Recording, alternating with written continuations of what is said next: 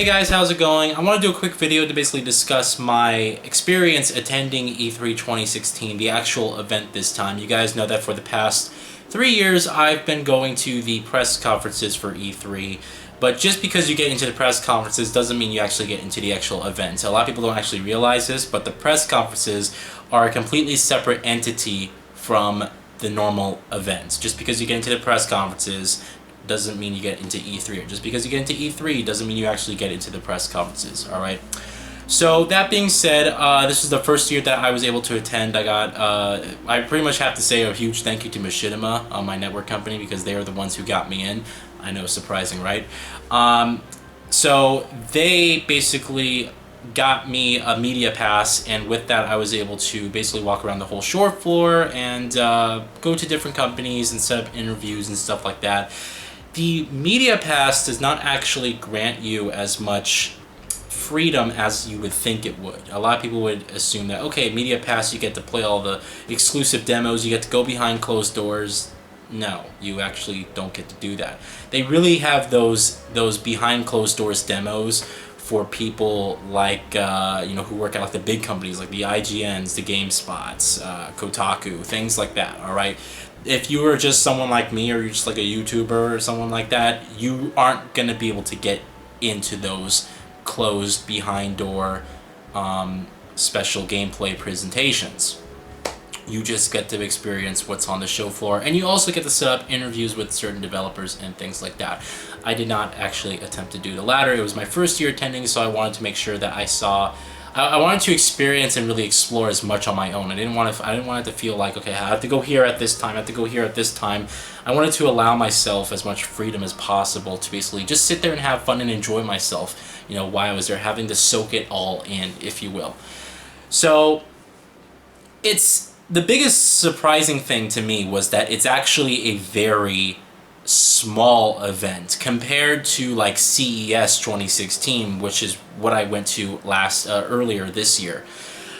E3 is pretty small. There's a lot of people that attend, but it's not as big as you would think, and that was something that I was personally worried about. And one of the reasons why I wanted my friend Jacob to come on board with me is that he really he kind of sticks with me, and he is pretty much record stuff where he's really there when I need him to do. Like at CES, he helped me record some things, and he was helping with equipment, carrying bags and different things like that. Whatever I needed, he was there, but I didn't have him this time. We couldn't get him in, so as a result, I was a bit worried going into this that, okay, I wasn't going to be able to experience everything I wanted to experience. I wasn't even going to be able to do or record the things that I wanted to do.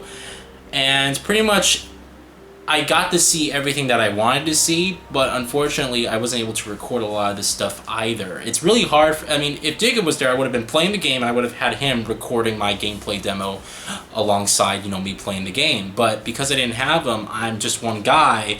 I didn't bring my tripod aboard. I wasn't going to set up a tripod in the middle of these, on-floor show demos. And as a result, I couldn't actually record myself playing some of these great games that I did experience, alright? Still going there, though. If you're going there just by yourself, like me, it's a very awesome experience. And you walk in, there's a ton of people, keep in mind. I think they said there was around 50 to 55,000 people this year. There are other events and things like that. I think there was a total of like 70,000 people who actually attended other events, the press conferences included, and like EA Plays event and things like that. But in terms of the people who just attended E3 2016, the numbers were actually a little bit down this year compared to last year. It was around 53,000, I believe, or it might have been 50,000. Still, that's a lot of people. And keep in mind that E3 is actually holds the record for the busiest event ever held in Los Angeles. And that being said, there's a ton of people when you're there. It's not as crowded as you may think. You're still able to walk around. You still have some breathing room. It's not like if you're claustrophobic, you're going to pass out. There's just a lot of people there all the time. Everyone's walking around. The only trouble I really had with things was actually trying to find a place to sit down and eat. Because there's only a limited amount of chairs, and when it hits like noon, 1 o'clock, that's when everyone wants to go ahead and have lunch. And so you typically would have to eat with somebody. You don't have to talk with them at all. Like I sat with I sat on a table with a few other people, didn't talk to them, you know, nothing like that, so it was fine. You just say, hey, excuse me, can I sit here? They're usually like, fine, okay, go ahead. It's a typical thing of what you would have to do for one of these events. You're not going to be able to just sit isolated, you know, and things like that. Still, at the same time, it was really fun. And I got to see everything I wanted to see. That was the most surprising thing. I got to see everything I wanted to see. Every single game that I wanted to play, even the ones that I wasn't really remotely interested in, I was able to play. The only ones that I was unable to play were the Resident Evil 7 demo in VR, because people sprinted. That demo area was so popular, I'm not kidding you. People, I got there early the last day in order to get a ticket, to have a reservation ticket so I could try that out, because I really wanted to try that out in VR. And I'm walking towards there, they finally opened the doors and let us go, and I'm not kidding you, people sprint. And I see people running past me as I'm walking, I'm like, wow, people just really want to get in line for some of these games, right? And everyone's running to the Resident Evil 7 VR demo, and I'm like, oh, this makes sense now. And it was really weird. It's like it opens at 10, right? I'm not kidding you. At 10:04, one of the representatives, she came out and she was like, "All right, line's closed. This is all we can do today. You guys aren't gonna be able to get in." I'm like, okay. So I walked off to play some other games that I was kind of remotely interested in and things like that. So things like that. Dead Rising 4 was also one that I wasn't able to play, but to be honest, I don't really care. I'm not a big Dead Rising fan. Never. I have I have the original Dead Rising. I never played it. I did play Dead Rising 2. Did not like it at all. I just thought the game was boring to me. You know, I'm more of a structure-based story type of gamer. I like games that give me an objective and tell me where to go. I don't like games that basically say, here's a jackhammer, go have some fun and do whatever. I don't find that appealing. I know some people want to go and make their own fun. That's great if you like to enjoy that, but that's not my experience. That's not the experiences that I like to play. I need someone to tell me what to do, or basically just give me an objective so I know basically what to do. I just don't enjoy going around randomly and just doing, you know, whatever I want for like a full hour in some fictitious game world, all right? That's just not what I like. So, it's pretty awesome. Really, it's a lot of standing. Keep in mind, obviously it's a lot of standing. There's no chairs anywhere. So even when they have like sectioned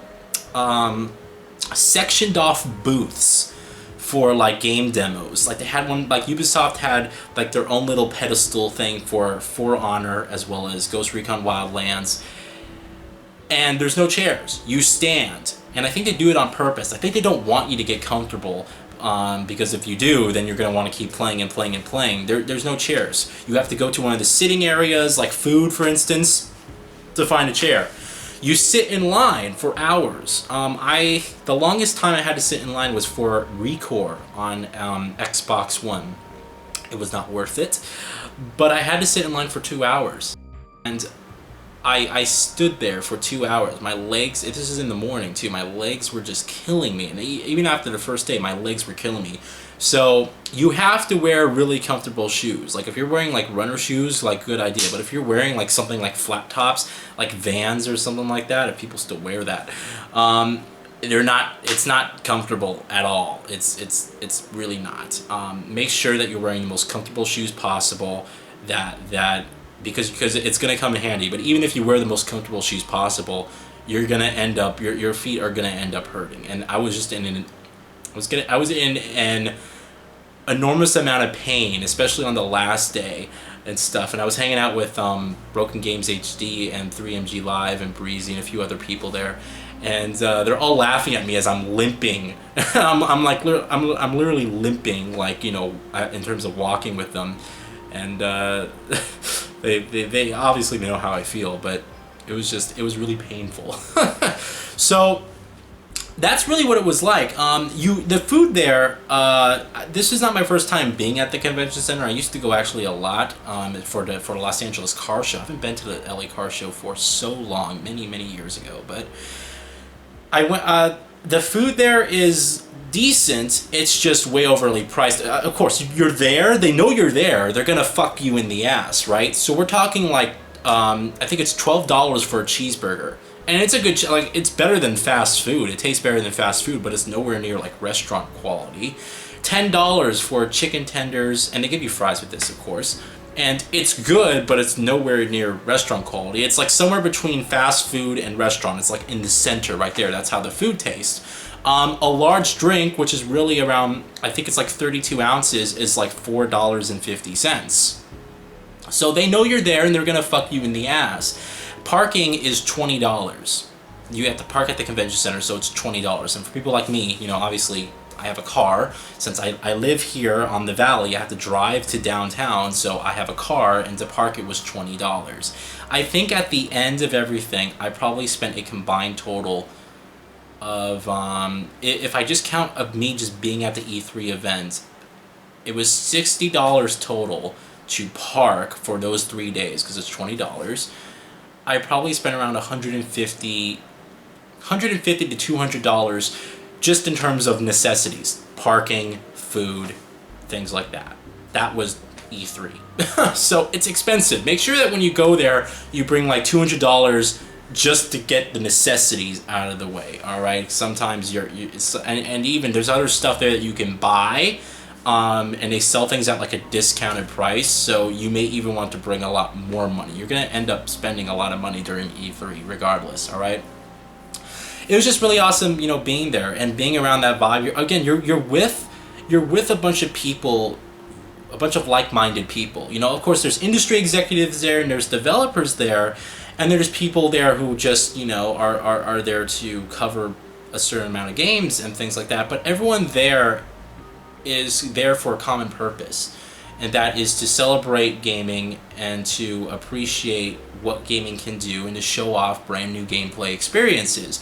And the people there are so nice. I never met one person at E3 who was like a dick or just a douchebag at all. Like everyone is nice, and there's people there dressed up. There's you know, people there that are just, you can just say hi to, and they'll just strike up a conversation. You can start talking about a bunch of different stuff. I had a conversation with this one guy. We were standing in line for Deus Ex Mankind Divided, and we talked for about like 40 minutes or something as we were standing in line, and there was a Street Fighter tournament right in front of us, so that was actually a nice background, something nice to watch. And you know, everyone's just there having a good time, and that's just it's awesome. When you're there, it's awesome. It's like there's this sense of, wow, I made it to that actual event, you know? I read a lot of articles, and people are like, oh, E3's not what it used to be. There's something that changed, or E3 sucks now. It's not what it was years ago. It was so amazing years ago. And I don't know whether it's the fact that E3 was just so much different or so incredible back then, or I don't know whether the people who are saying that are just bored of games, that they just fell out of love with the entertainment industry or something like that. It's just, I had a good time, and I met a lot of great people. I met with Robbie and Ryan Thomas from Open World Games.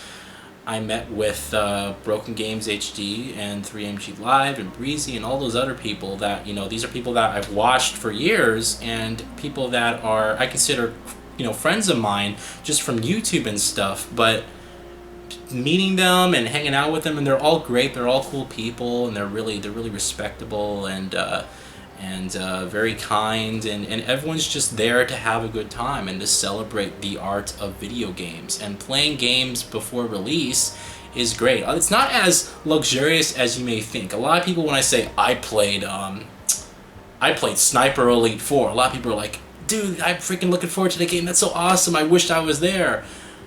But I'm telling you, Sniper Elite 4 ran at 20 frames per second.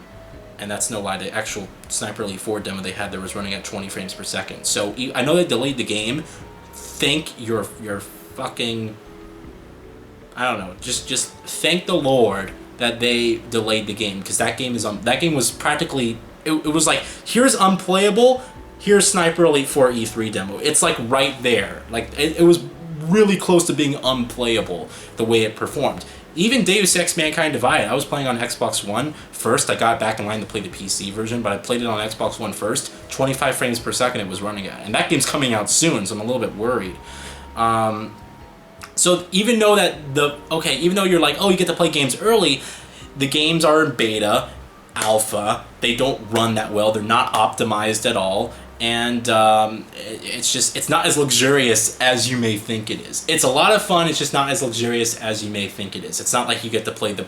It's not this. It's not like you play the same game that you get on release. You know, that's optimized. Well, hopefully, if it is optimized, you know, it's some of the games run poorly, and they're there just to serve as it's you have to go in there with a different perspective. That's what it is.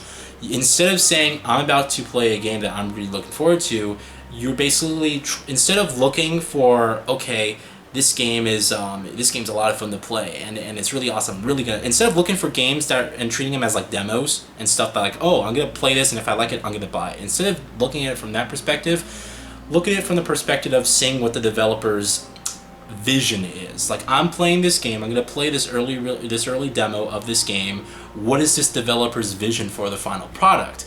And look at it like that. Like, We Happy Few, that game was like 25 frames per second, but instead of saying, well, the game runs like crap, I probably won't buy it on release, I just look at it like, okay, what's the developer's vision here? Just completely move performance off to the side, focus on the developer's vision. That perspective is what you really have to go into when you're going to E3 and when you're playing these games, all right? Really, it's a great event, and I hope to return next year, or if not possible, just sometime in the near future. I really am looking forward to it, and I love it, and it was such a great experience, and it was just great being there with like-minded people. You know, the people that go to E3 are... The people that go to E3 should be the people who care about gaming. And I'm not talking about like, okay, I care about this game a lot because I'm a fan of it. I'm talking like you have to be the type of person who cares about gaming, cares about the industry, who wants, you know, creators and developers to have the most amount of creative freedom possible, who wants the people who push for you know, new experiences and things like that, the people who support these games. You know, it sickens me to think that the people who go to E3 or some of the people that are able to go to E3 just don't have a love for gaming. I'm not talking about like, oh, I really like this game, it's a great game. I'm talking like a love for the industry as a whole. You wanting to make it a better industry. You being a progressive and you saying, you know, listen, I'm not a big fan of this game, but I can see how much this game does for this industry, and it should exist. The people who say things like Firewatch shouldn't exist and Firewatch is a complete waste of time and the developers should be ashamed of themselves, they shouldn't be able to go to E3. I'm sorry. With that mindset, regardless of what you think of Firewatch, you think this is what I always say. Variety is never a bad thing. Alright? Variety is never a bad thing. You don't have to like Firewatch at all. Believe me, I can see why you won't like Firewatch or why you wouldn't like Firewatch, alright? But it exists for variety's sake. And it's like people complain when we get nothing but first-person shooters, and then Firewatch comes out and people complain that, okay, you know, this is too much. This shouldn't be created. You know, it's what constitutes really a game. This is a whole different topic entirely. You know, but a game is simply interactive, and a gameplay experience.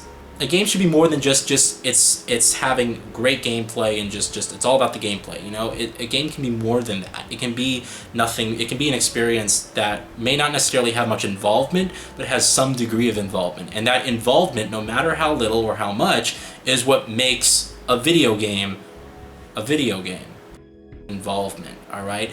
But the people who understand that should be going to E3, and I hope that that's the case. I hope that the people who go to E3 care about the industry, care about, you know, the games that they may not necessarily like, but they care about it. They understand why, you know, why they're there, and they want everyone to be able to sit here and make the game that they want to make and have variety come in so that we can get the best gameplay experiences possible. That's what it's really all about, is progressing this industry to the point where creativity becomes the top priority instead of greed and corporate power and just, you know, giving us whatever sells. It's good that we have Firewatch. It's good that we have Gone Home. It's good that we have Heavy Rain, Beyond, coming up is Detroit. It's good that we have these gameplay experiences that, yeah, they look like a movie. It's a movie, basically. But it's good that we have that for variety's sake. It does help this industry. It does give people something else to appreciate and something else to play. And with that, it's very important that we have those type of games. The people that understand that should be going to E3, and I hope that that's the case. I hope that everyone there, and I hope that the people that go, not only now but in the future, understand that core principle. All right. So that's what I want to talk about regarding E3. It was a lot of fun, really. It was, and playing the games before they released was a lot of fun too. Just keep in mind that you go into it with a different perspective of trying to understand what the developer's vision is rather than sitting there trying to make a purchasing decision or whatnot. It's stuff like that, all right? You guys have a fantastic day. I appreciate it, and thank you guys so much for watching. I'm going to have another vlog up shortly regarding all the stuff I got from E3. I think I'm going to call it, like, all the shit I got from E3. That's what the video is going to be called. All the shit I got from E3. And it's going to be basically a bunch of stuff. I'm going to show you what I got, and it's some cool stuff. All right? Talk to you guys later. Thank you so much for watching. Peace.